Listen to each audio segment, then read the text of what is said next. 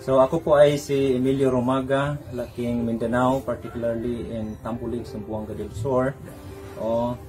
Isa po akong sakristan since 1985 to 1992. At ang pari pastor na atin pong pinalikuran ay si Father Maymay Sarsava. At nung ikaw ay naglingkod bilang sakristan, no, doon sa simbahan, no, kasama ng inyong pari, ano ang iyong naging buhay doon? Kaya ang naging buhay ko doon, ako po ay nalilito kung bakit linggo kami magsamba na natuklasan ko sa banal na kasulatan ay Sabado pala ang araw ng pagsamba.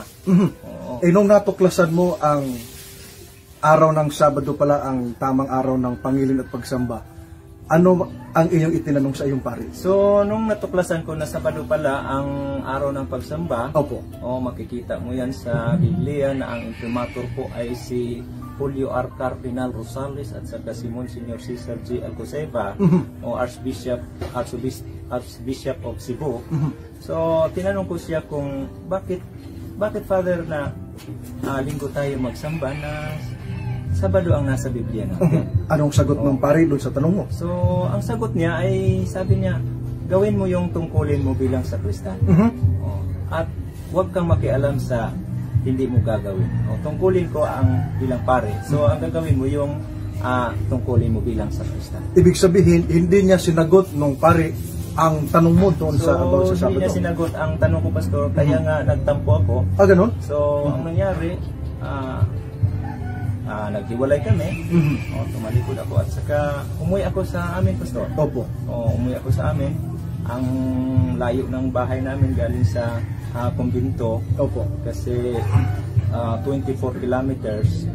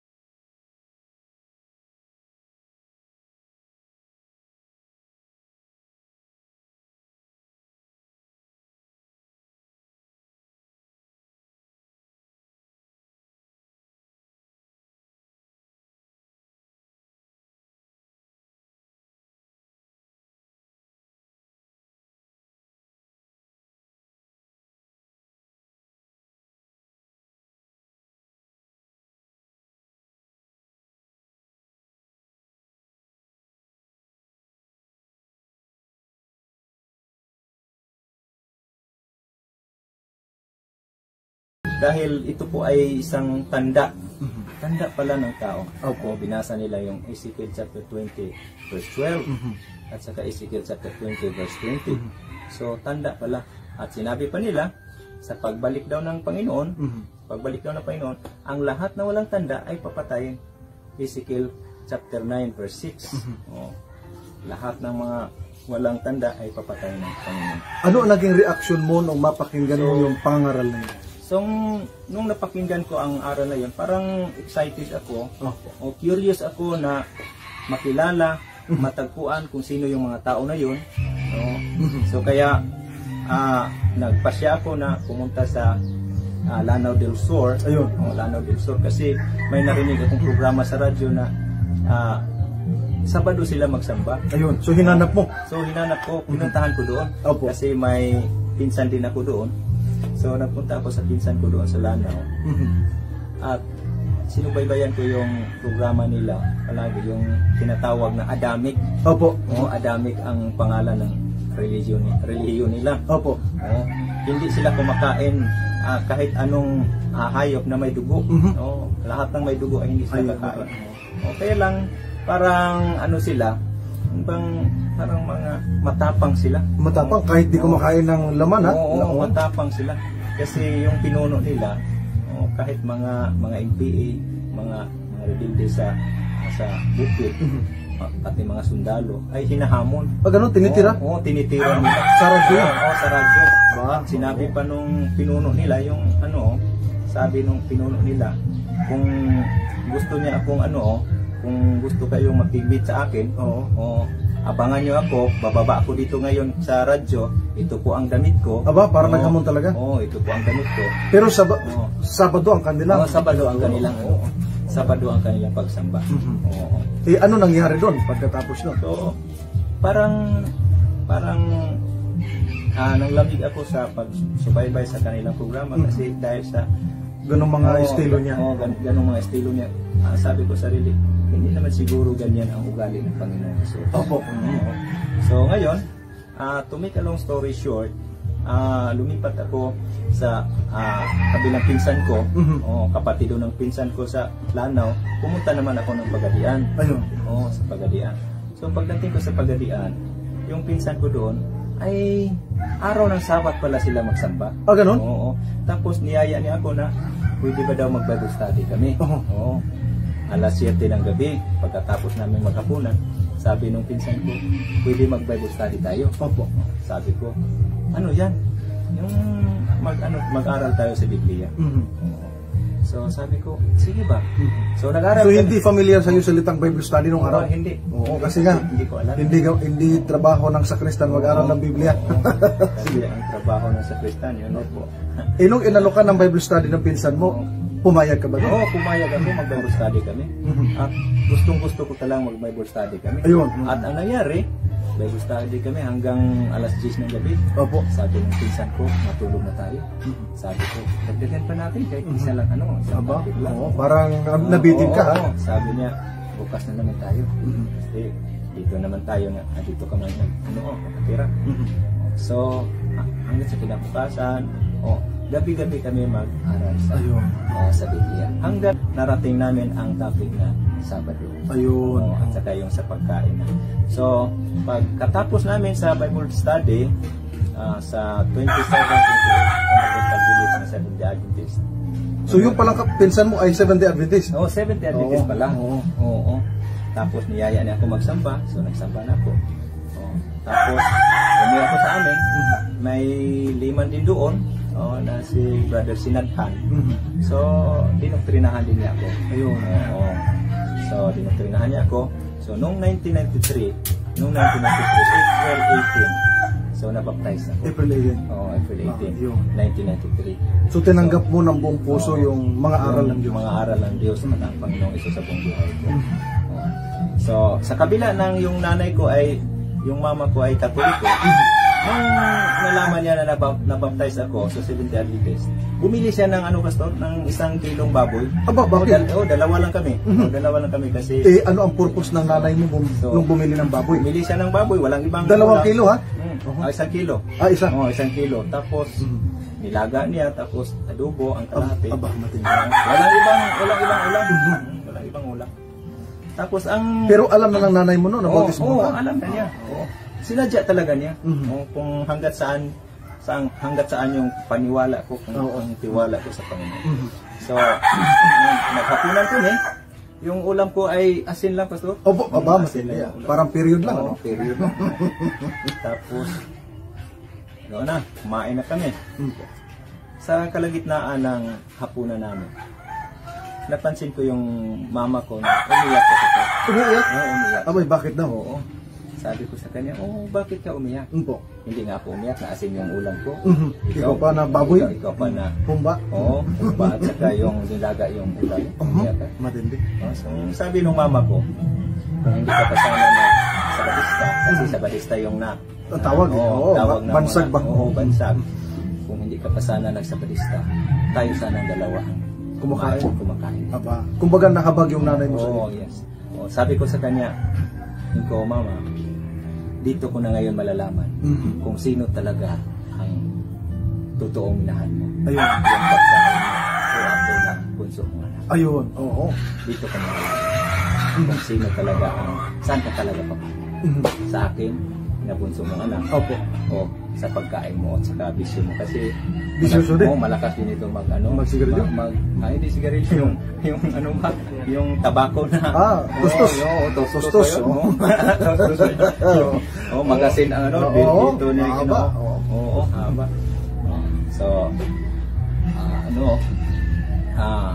pinamigay niya yung ulam niya.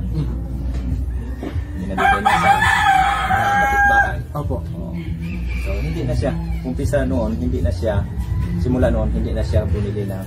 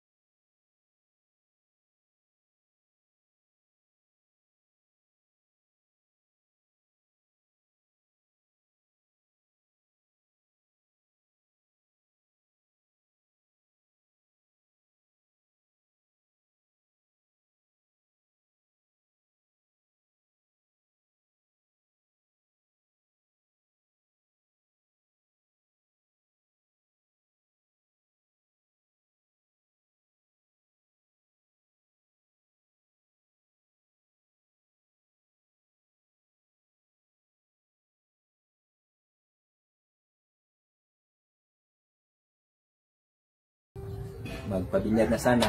So, nilagnat siya. Lagnat na. Nanginginig siya. Grabe lagnat niya. So, next na naman. Next Sabat naman. Schedule naman. Ganun pa rin. Nilagnat naman siya. Nilagnat naman. Parang hindi matuloy-tuloy. Sabi ko sa kanya, mama, alam mo, yung lagnat mo, ano ang gamot na? Magpabautis mo ka para mawala yung lagnat. Nanginginig siya.